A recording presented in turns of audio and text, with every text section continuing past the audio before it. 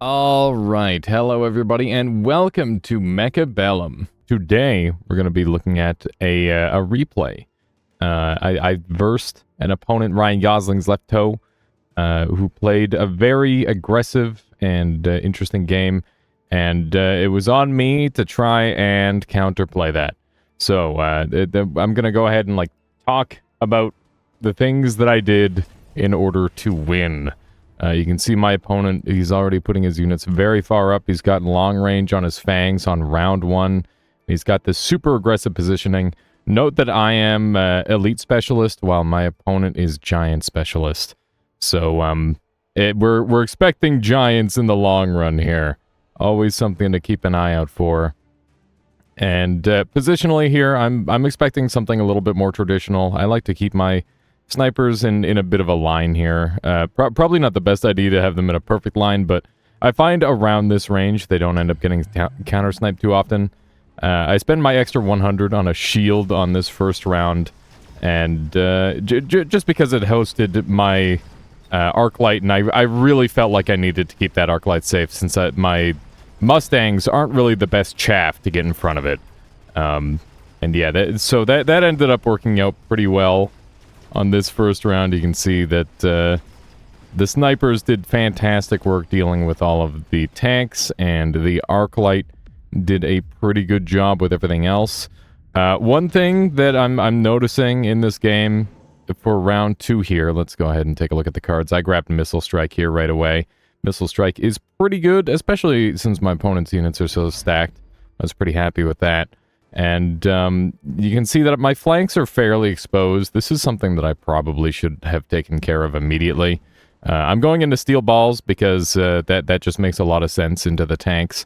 Not really predicting my opponent too hard, seeing as how I won last round. I'd like to just solidify that further. And level 2 steel balls, thanks to Elite, is very, very nice. You can see my opponent has gone into Stormcallers because they really want to burst that bubble. That makes a lot of sense here. And yeah, we'll see how this one goes. I definitely could have placed something on one of their flanks here to potentially win the round. But that missile there was gorgeous. It did everything I needed it to. And you can see here the steel balls. They're taking out the tanks like I intended them to. But we just kind of ripped through them once again. Unfortunately, we did lose that 100 gold in that bubble. It has been spent now at this point, essentially. But that's okay. I'm pretty accepting of that. Here we've got Vulcan range. Sorry, Stormcaller range. I don't think they're going to take that. We'll see. Anti-interference is always kind of a juicy one, but I skipped it this time.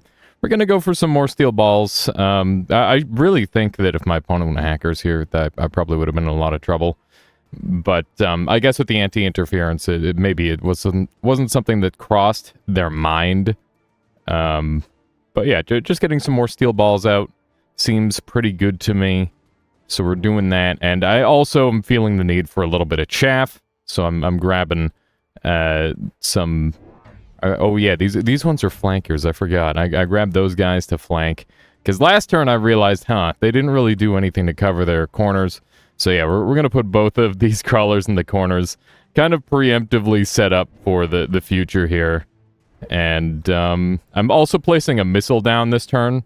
I really want to start tempoing out my opponent because I'm a little bit scared of what they're doing. I've never seen an opponent stack their units this hard before.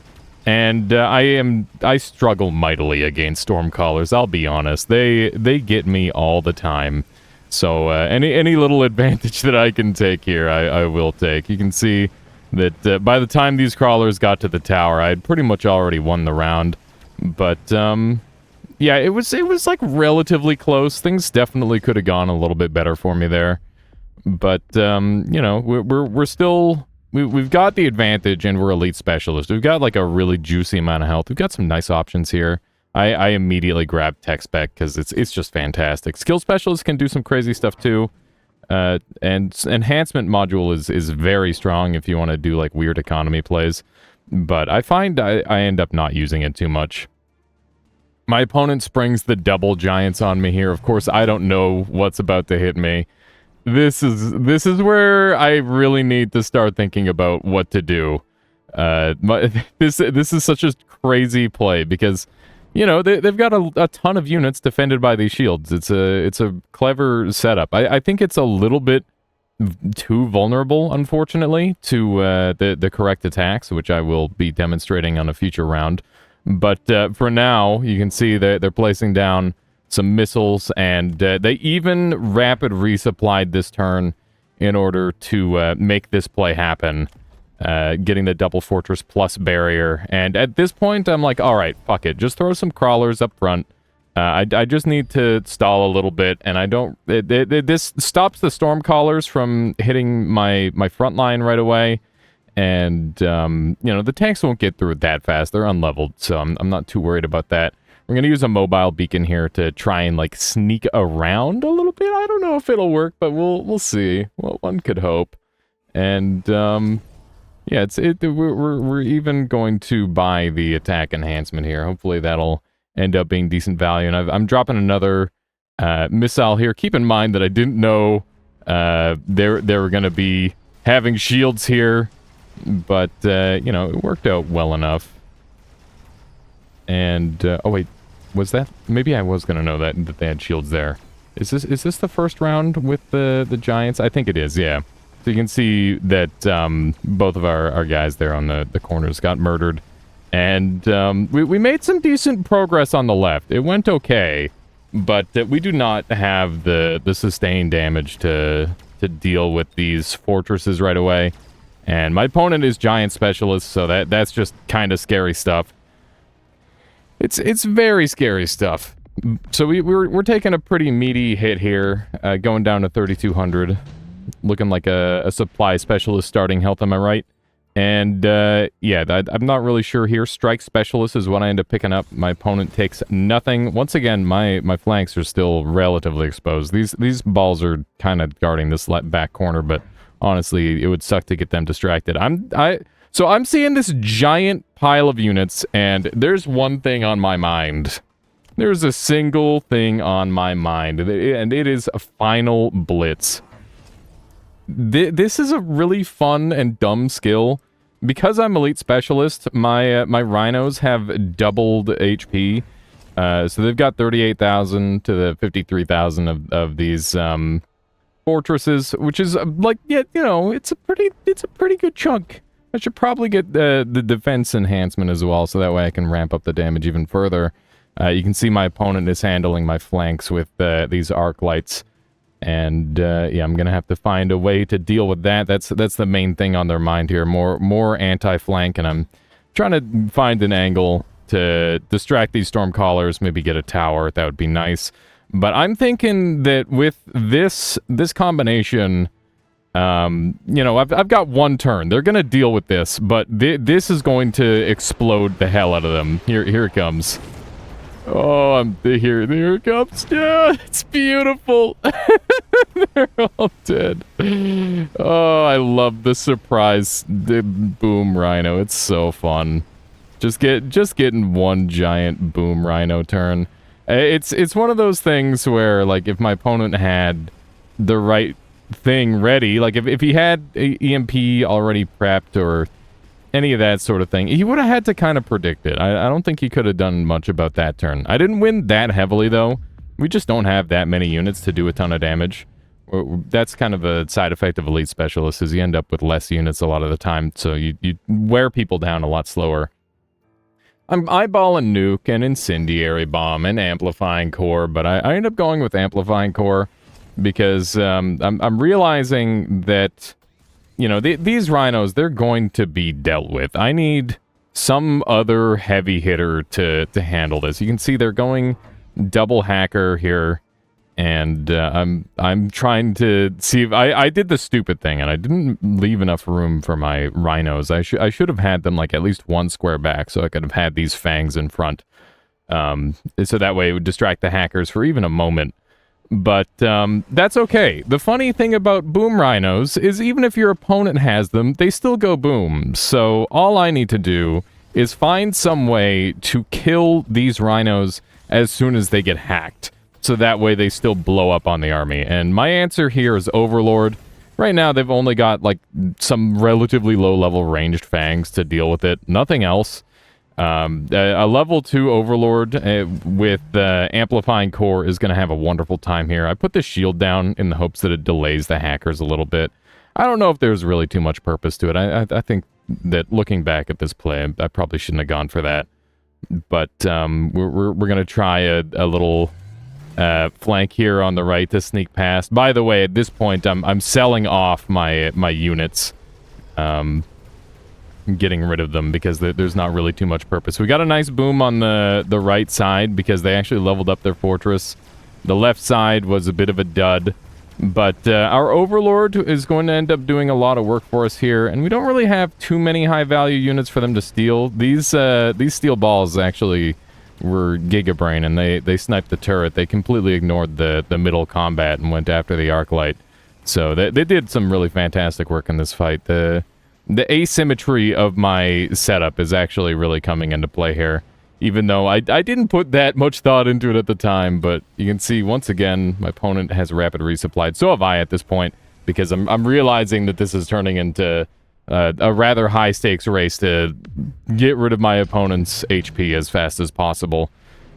We've got a bunch of pretty crazy options here, but I'm eyeing up that parasitic ammo. I know Raging Rhino, it's like, ooh, I have a Rhino, but, you know, I'm not really killing that much, so I decided to go for the parasitic. They don't really have that much wave clear for it, and I think it should be pretty good. I end up buying another Overlord and putting parasitic on that. I feel like at this point, my opponent probably could have had several ways of countering me. This back flank, I regret leaving that as open as I did. And you can see I sold off my other flank here. My field recovery has been pretty nice here, just generating a little bit of extra cash wherever I can get it. I bought long range on steel balls just because if these shields, for whatever reason, don't end up going down to these Rhino booms, that'll help out a lot with that. Kind of like a backup measure. But honestly, with the Overlords in play, I don't think I have too much to worry about in that regard. Feeling pretty decent. I decided here to actually mobile beacon my right Rhino into their left fortress. I figured that my Rhinos in a worst case scenario will probably end up like fighting each other as they're being hacked. One will get hacked a lot faster because of the amplifying core. And in theory, then I might be able to get them to boom with the infighting. My opponent going for the double melting point at the last second here. They only have 10 seconds left. They're overdrawing again. Melting points are to deal with these Overlords. We'll see if they end up working. You can see that my boom strategy did kind of work. They ended up chain reacting on each other, and that was okay. We got our steel balls fighting over here on the left, and that heroic steel ball manages to take out the melting point. This melting point manages to train onto my parasitic Overlord, which is a bit of a shame. And this crawler is just distracting the shit out of everything. There was a sniper that went down to it. This Overlord has just missed 2 waves against it, and just hero crawler on that round. That's for certain. That was nasty. I was a little annoyed by that one, but, you know, it is what it is. I shouldn't have gone top supply specialist here. That was probably a bad idea. I looked at my HP, and I'm like, I'll survive like 2 more rounds. It'll pay itself off. I just shouldn't have bought that. I genuinely should not have bought that. I definitely regret that, looking back at this replay. And that's part of why I'm looking at this replay, is because I want to see where I'm making mistakes. If you like this sort of content, by the way, for Mechabellum, let me know in the comments down below. I'm not that good at this game yet. I'm around like 1300 MMR, 22,000 combat power. I just put in my first 100 hours. I'm trying to get good. That is my desire. Got the photon coming down. We've got missile launcher. I'm hoping that my Rhinos boom before the missile lands, or at least maybe I can kill like a single Stormcaller. I don't really have any purpose for this missile, so I'm just sending it right there. And you can see I'm not leveling my Mustangs. They are really just dead weight at this point, and I'm realizing deck cannons and mothership are going to be amazing here. Deck cannons to kill the Rhinos and the melting points really quick, and the mothership will hopefully distract against the melting points. I'm just placing down this in the hopes that I can slow down this MP a little bit. I think that would be really nice, and this one was just kind of an emergency placement. And yeah, we bought speed this time, so that way my Rhinos could be a little bit faster. Both of them got hacked pretty quickly. That second one definitely didn't go off where I wanted it, but the first one did some decent damage. The photon emission was a big thing. Oh yeah, by the way, sneaky backline Rhino this time. I figured they were dealing with my other crawlers pretty well, but they didn't really have much for a Rhino back there, so I figured that would be a good time for one of those.